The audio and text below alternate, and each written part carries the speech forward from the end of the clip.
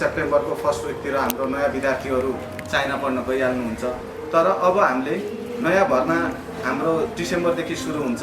त्यसका लागि हामीले 3-4 महिना अगाडि नै पूर्व तयारी गऱ्यौँ भने हामीले धेरै अहिले कति जान्छन् त्यसको डाटाको पनि हामी खोजनीति गर्छौँ र अब हामीले 2027 को लागि कति विद्यार्थीहरू चाहिँ पठाउन सक्छौँ भनेर त्यसको एक्सर्साइज पनि गर्छौँ। त्यसको कारणले नै अब हामीले अनलाइन डिजिटल रूपमा त हामीले इन्फर्मेसन मात्र दिने हो, तर कसैलाई बुझाउँदा र त्यसको इन्फर्मेसन दिँदाखेरि त हामीलाई भौतिक रूपमा हामीलाई कार्यालय पनि चाहियो। त्यसकै उद्देश्यका कारणले गर्दा हामीले यो कार्यालय यहाँ स्थापना गरेको हो। त्यसका लागि म एकदम धन्यवाद व्यक्त हाम्रो सल्लाहकार समितिका सदस्य महेश दाइलाई दिन चाहन्छु, किनकि उहाँले हाम्रो यो रिक्वेस्ट चाहिँ सहजै रूपमा स्वीकार्नुभयो। मेरो भवन छ, तिमीहरूले चलाउनुहोस्, यहाँ जे गर्न मन लाग्छ गर्नुहोस्, तर देशको नाम चाहिँ अगाडि बढाउनुहोस् र चाइनामा पढेका धेरैभन्दा धेरै नेपाली विद्यार्थीहरूलाई चाहिँ जोड्नुहोस् र हामीले पनि एउटा युनिटी बनाएर हामीले पनि त्यहाँको सिप ज्ञानलाई चाहिँ नेपालमा प्रयोग गर्नुपर्छ।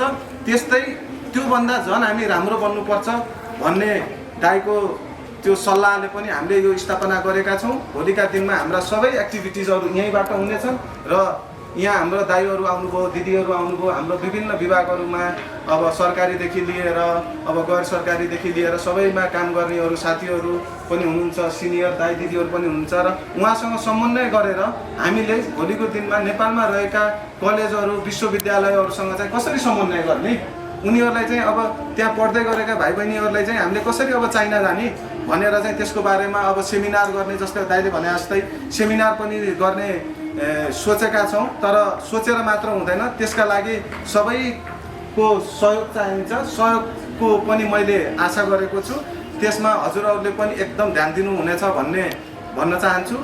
त्यो सँगसँगै हामीले यो चाइना जान लाग्दाखेरि चाहिँ यो हाम्रो कता मलाई फिल भएको, म आफू पनि सुदूरपश्चिमको मान्छे भएर यो अलिकता नजिक सहरी क्षेत्रमा मात्र यो चिनिया प्रभाव भयो, मतलब चिनिया पढ्न जाने प्रभाव भयो भन्न खोजेको त्यो भयो। तर हाम्रो गाउँघरतिर त बाहिरतिर त चिन भनेको त यो लासा र खासा बाहेक अरू केही थाहा हुँदैन होइन। त्यही भएर अब हामीले अब युग भनेको सूचनाको युग हो।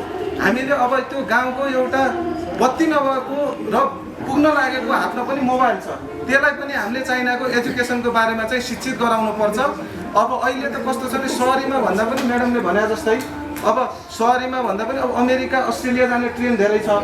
अब तर उहाँ भाइले भन्नुभयो होइन म चाइना जान्छु भन्नुभयो, तर हाम्रो धेरै अधिकांश हाम्रो गाउँघरतिर कस्तो छ भनेपछि होइन हामी त अस्ट्रेलिया अमेरिका जापान क्यानाडा बाहेक अरू कहीँ सपनै देख्दैन। त्यो किन देख्दैन भने सामाजिक सञ्जालमा त्यही आउँछ, छिमेकी त्यहीँ आउँछ, अर्को त्यहीँ आउँछ, त्यही भएर बाआमालाई पनि म त्यहीँ जान्छु यहाँ जान्छु भन्छ। तर त्यहाँ जानका लागि, त्यहाँ पुर्याउनका लागि त्यसमा लाग्ने लागत खर्च कति लाग्छ भन्ने कुरा उसले चाहिँ क्यालकुलेसन गरेको हुन्न, किनकि बच्चा भइसकेपछि उसलाई त्यो कुरा ज्ञान हुने पनि कुरा भएन। तर बच्चाले आफ्नो इच्छा जाहेर गरिसकेपछि बाआमाको एउटा जिम्मेवारी हो छोराछोरीको चाहिँ चाहना पुरा गर्ने। अब ऋण गरेर होस् कि जे गरेर होस् कि अब उसका इच्छालाई चाहिँ पुरा गर्नै पर्यो, त्यही भएर पठाउनै पर्यो। तर त्यसका लागि पनि हामीले विकल्पका रूपमा हामीले चाइनाको शिक्षालाई अगाडि सारेका छौँ।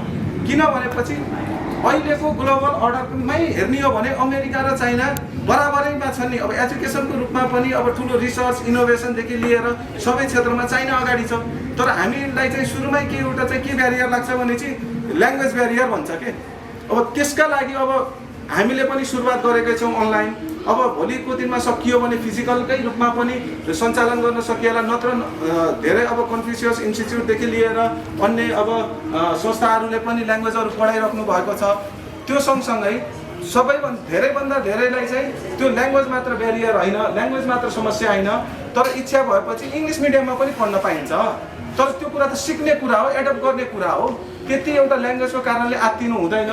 आफूले अझै त्यसको बारेमा स्टडी गरेर मेहनत गर्यो भनेपछि 20 लाख 30 लाख 40 लाख रुपियाँ खर्च गरेर जानुभन्दा अलिकति मेहनत गरेर स्कलरसिपमै चाइना पढ्न जान पाएपछि बाआमालाई पनि आर्थिक रूपमा भार कम हुने भयो, मेन्टली प्रेसर पनि कम हुने भयो र भोलिको दिनमा के गर्ने कसो गर्ने भन्ने पनि समस्या नआउने भएपछि यहाँ शिक्षासँग मात्र भएन कि आर्थिक रूपमा पनि सम्पन्न हुने भयो र फिजिकली रूपमा पनि ऊ स्वस्थ हुने भयो। प्रेसर नभएपछि हाम्रो देशको पैसा अब स्कलरसिपमा हामी चाइना पढ्न गयौँ भनेपछि हाम्रो देशको ढुकुटी पनि अस्ट्रेलिया अमेरिका बाहिर जाँदाखेरि लाखौँ करोडौँ रुपियाँ बाहिर जाँदैन। अब यहाँको भित्र त्यो पनि बस्ने भयो। त्यो सँगसँगै पारिवारिक रूपमा सबै रूपमा चाहिँ एउटा सन्तुलन मिल्ने भयो। अब हामीले त्यही उद्देश्यका साथ अब हाम्रा भावी अब योजना कार्यक्रमहरू पनि हामीले हाम्रो वेबसाइट मार्फत चाहिँ सुरुमा सिनियरहरूसँग समन्वय गरेर लामो छलफल गरेर त्यसपछि मात्र त्यसलाई चाहिँ त्यो कुनै अगाडि सारेर पछि नहुने होइन कि सुरुमा हामीले चाहिँ एक्सर्साइज चाहिँ प्री एक्सर्साइज राम्रोसँग गरेर त्यसलाई चाहिँ हामीले चाहिँ एक्जिक्युटिभ रूपमा चाहिँ अगाडि सार्ने रूपमा चाहिँ मात्र अगाडि ल्याउनेछौँ कार्यक्रम।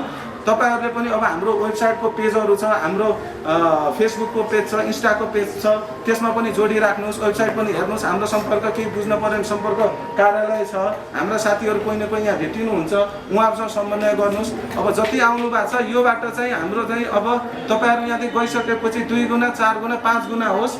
अब आउने 2027 को इन्टेकमा हाम्रा नेपाली विद्यार्थीहरू धेरैभन्दा धेरै चाहिँ चाइना जान सकुन्।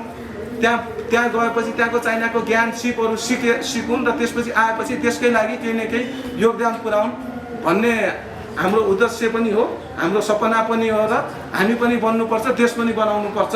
यति भन्दै यहाँ हजुरहरू आउनुभयो त्यसको लागि एकदम आभारी छु। ठाउँ सानो